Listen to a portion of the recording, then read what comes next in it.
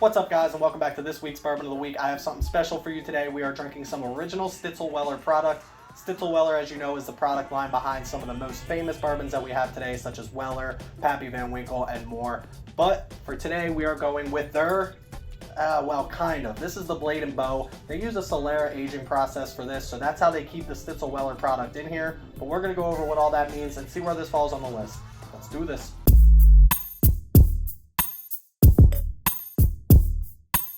So today we're going to go with the Blade and Bow. They are actually made by Diageo Distillery, but they actually work out of the Stitzel-Weller Distillery in Kentucky. Now, if you know anything about the Stitzel-Weller Distillery, they closed in like 92 or 94, something like that. They're behind the Weller, Pappy Van Winkle, everything, which obviously the Sazerac company has taken over in the meantime. But they still work out of there. They get some of their bourbon from the original Stitzel-Weller line, and then they obviously add some new bourbon. We're going to go over that, what's called the Solera process, during the Bourbon of the Week, or Bourbon Bomb of the Week. But in the meantime, let's get into this. Everybody knows before we get started, time for the traditional sip. That's good. So the cool thing about the Blade and Bow line is you get these keys that come with it. They all have different numbers on it. There's 5 different numbers. I have number 4 here. You can collect all 5. They're cool little keepsake that you can have. They represent the keys that used to hang in the Stitzel-Weller Distillery. Obviously, Blade and Bow. You have the blade and the bow and a key. And they represent the 5 different steps to making a bourbon, which are obviously grain, yeast, fermentation, distillation, and last but not least, aging. So that's a little cool story behind why it's Blade and Bow and why they have these little keys on here. But enough about that. Let's get into drinkability on this. This is a 91 proof bourbon.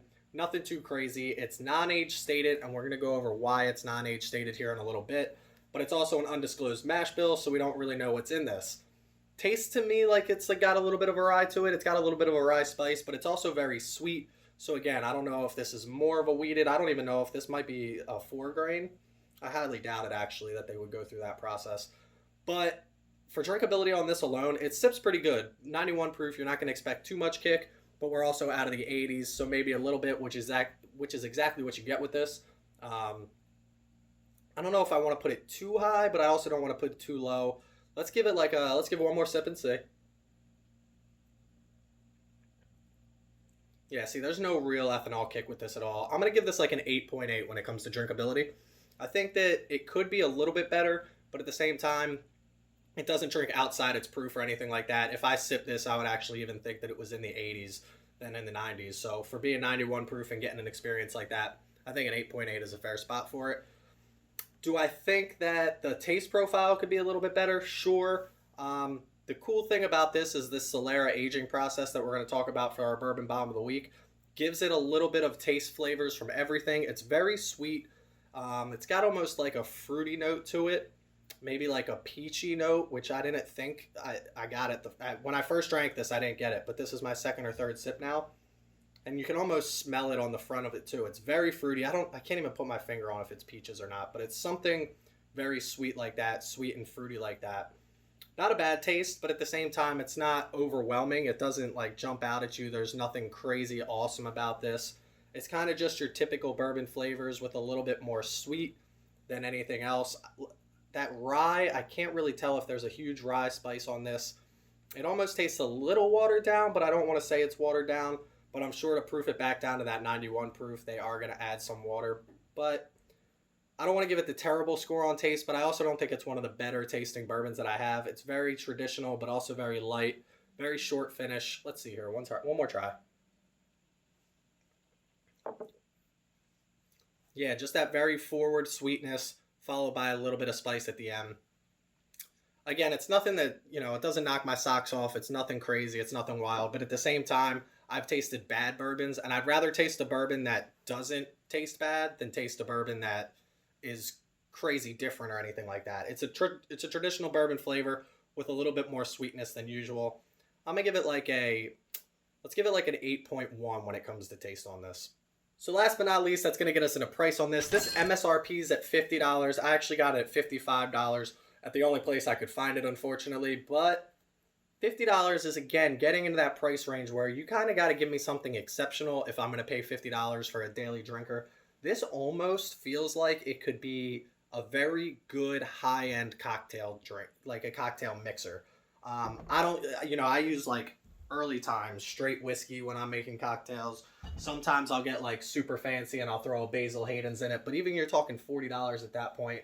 Old Tub is another good cocktail mixer, only at that $17 range. But if I'm paying $50, I don't really want to experience that in a cocktail. I kind of want it to be exceptional on its own. The sweetness, I think, is what I'm pulling out of it. That's going to give it a great cocktail type of exposure. But it's not really quite there to be $50.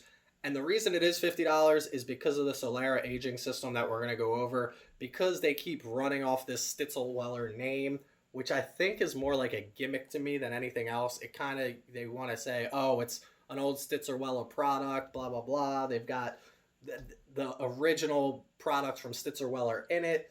So all those things add up to the value of the price. The story is a lot of times what you're paying for when it comes to these bourbons, which is actually sad because it's a decent bourbon, but it's not a $50 bourbon. I'm not going to give this the greatest score when it comes to price.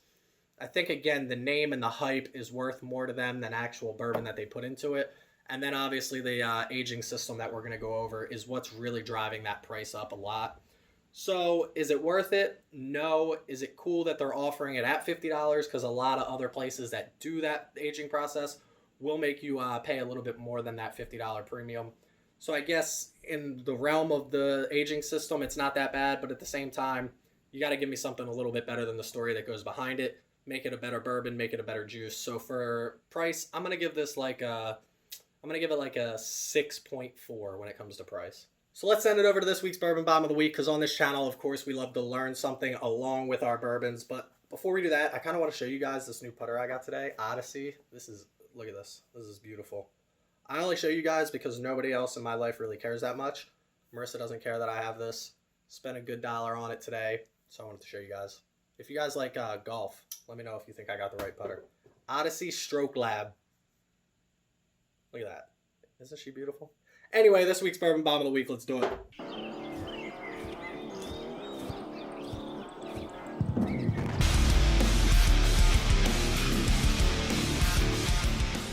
So today we're going over the Solera aging process. Now this is a pretty simple concept, but it's what allows Blade & Bow to tell you every single one of their bottles has a little bit of that original whiskey from the factory before Stitzel-Weller closed down. Now I'll put an image up right here so you can kind of understand, but basically they take this first barrel and that's the newest stuff, and that's what they keep filling up. They never let this barrel get empty. And then at the bottom they have their 5th barrel, which is what I assume is what they've gotten from the original distillery, and that's what they actually pour into the bottles out of. So now as they pour into this bottle, there's a little bit of space in this 5th barrel, so that's what gets filled in by the 4th barrel. And now that there's space in the 4th barrel, the 3rd fills that, the 2nd fills the 3rd, and the 1st fills the 2nd. So this gives you different aged whiskeys throughout the entire process. Now, how much of the Stitzel-Weller stuff are you still getting in your bottle? Probably not that much, but at the same time, since they never fully empty this bottom barrel, they're allowed to tell you that you're still getting some of the original stuff from the original Stitzel-Weller line. So it's up to you to decide if that's really worth it or if this is more of a little bit of a gimmick. But that's what the process is. It's an awesome process if you ask me, and that's what Blade & Bow is using to age their bourbon. Cheers. So that's what the Solera aging process is. It's an awesome process if you ask me. I wish other bourbons would do it. I know a lot of other bourbons probably do. I just don't know them off the top of my head, any other bourbons that are doing the Solera aging process. So if you do know, let me know down below. Maybe I can try one of them and compare the two. But as for this one, I think it's kind of just holding on to that story, holding on to that concept of the Stitzel-Weller line. Not a terrible thing to do, but I think if they're making other bourbons outside of where they distill this. So while it is done at a lot of it's done at the Stitzel-Weller Old Distillery, a lot of it's done outside of it and brought into it. So they obviously know how to make a bourbon. So maybe if they drop this whole story, they can, make a little bit more of a better priced bourbon. They also have a 22-year-old bourbon that they put out as well. I would love to try that one. Heard great things about that. I would keep the keys. The keys are an awesome little keepsake that you can have. It's like the Blanton's does with the tops. They have the different letters. You can collect them all. I'll keep collecting the keys if I can find different numbers. Like I said, I have the 4 here. But other than that, that's what it seems like. It seems like a gimmick and holding on to that old storyline that they want to sell you. A lot of bourbons are trying to sell you a story rather than an actual product, and that's what people buy. I mean, I get it. The Wellers, the Blantons, the Eagle Rare, a lot of the Sazerac Company, the Pappy Van Winkles. People, they're average bourbons, but they have that story behind it, that collectible name behind it. So I understand why they're doing it, but at the same time, I'm not going to keep buying it just because it has a little bit of Stitzel-Weller original in it. That's just me personally. But this came in at a 7.77. Pretty good spot for it. If they could drop that price point, it would definitely raise it on this ranking sheet a little bit. But that's where we're going to leave it at a 7.77. But make sure you check me out on Instagram at Bourbon of the Week. Every Tuesday, we drop an image of the bourbon that we're going to review that very next day. So last week, we had the Joseph Magnus Triple Cask.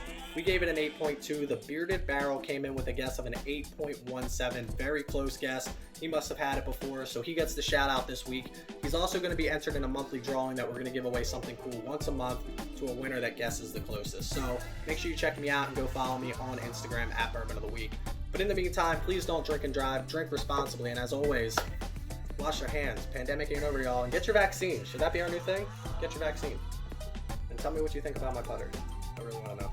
Anyway, see you next week.